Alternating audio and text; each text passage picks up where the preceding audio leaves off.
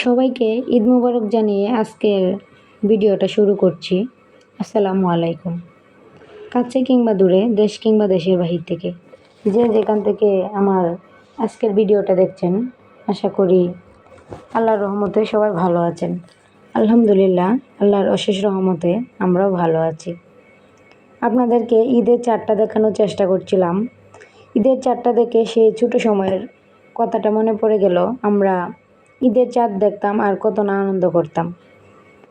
সেই আনন্দটা এখন আর মনের মধ্যে এত বেশি কাজ করে না। এই যে ঈদ চাঁদ রাতে সবাইকে মেহেদি পরিয়ে দিলাম, এটা আমার বাবির হাত। আর প্রথমে আমার ছোটো বোনের হাতটা দেখিয়েছিলাম। আমি বাবার বাড়িতে এইবারের ঈদটা পালন করেছি। আলহামদুলিল্লাহ আলহামদুলিল্লাহ। দীর্ঘ 5 বছর পর বাবার বাড়িতে ঈদ করতে পারলাম। বাবার মার মনের আশাটা একটু পূরণ হলো। এটা হলো ঈদের দিন সকালে আমি ঘুম থেকে উঠে ব্রাশটা নিয়ে বের হয়েছি।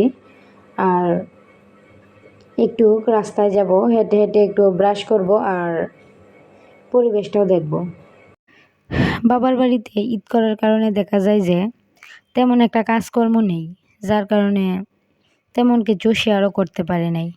যদিও আমার মা ঘুম থেকে উঠে সব কাজটা শেষ করে সেমাই রান্না করেছে, নুডলস রান্না করেছে, তার উপরে আবার পিঠা ভেজেছে, কিন্তু আমি কোনো কিছুই ভিডিও করতে পারি নাই। রাহিকে নিয়ে অনেক বেশি ব্যস্ত ছিলাম।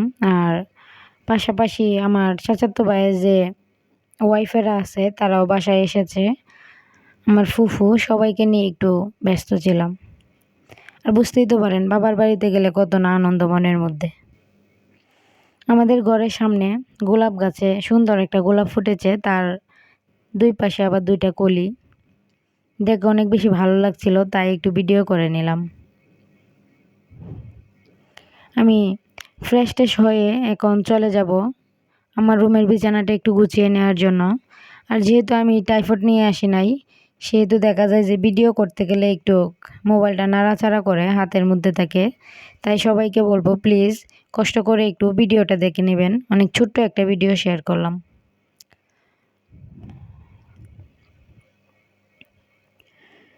যারা আমার ভিডিওটার এখন পর্যন্ত সাথে আছেন তাদেরকে বলবো প্লিজ সবাই একটা লাইক দিয়ে দিবেন। আর যদি ভিডিওটা ভালো লাগে তাহলে চাইলে আমার বন্ধু হয়ে পাশে থাকতে পারেন। আমার কণ্ঠটা একটু খারাপ শোনা যেতে পারে, আমার গলাটা একটু কেমন জানি বসে গিয়েছে। আর এখন ঘরটা গুছিয়ে রেখে রাহিকে গোসল করিয়ে নিয়েছি, আর এখন রাহিকে আমি রেডি করিয়ে দেব। এই যে মাশাল্লাহ আমার বাবাটা রেডি হয়ে গিয়েছে। আমি ভিডিও শেষে কয়েকটা ছবি অ্যাড করে দেব,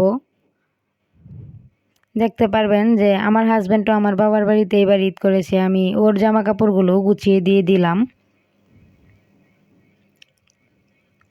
আর এখন আমার জামা কাপড়গুলো নিয়ে নিচ্ছি, আমিও গোসল করে চলে এসেছি, এখন রেডি হয়ে নিব।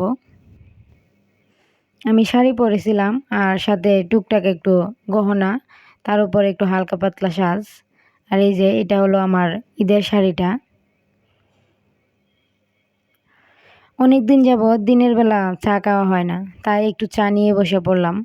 অনেক বেশি ভালো লাগছিল আর অনেক মিস করতাম এই দিনের বেলা চা খাওয়াটা। আমার মতো আর কে কে এই জিনিসটাকে মিস করতেন কমেন্ট করে জানিয়ে দিতে পারেন।